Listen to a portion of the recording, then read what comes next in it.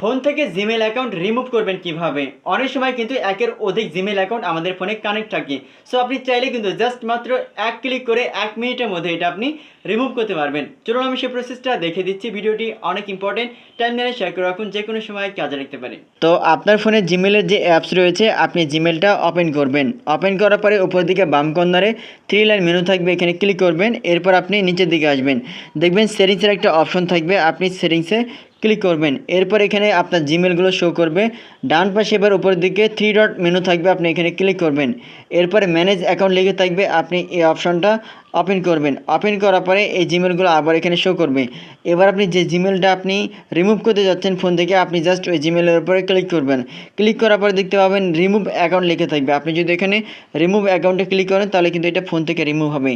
Delete account আর হচ্ছে remove account দুইটা কিন্তু আলাদা। ডিলেট অ্যাকাউন্ট আপনি যদি গুগল অ্যাকাউন্টের মধ্যে থেকে ডিলিট করেন তাহলে এটা পার্মানেন্টলি ডিলিট হয়ে যাবে।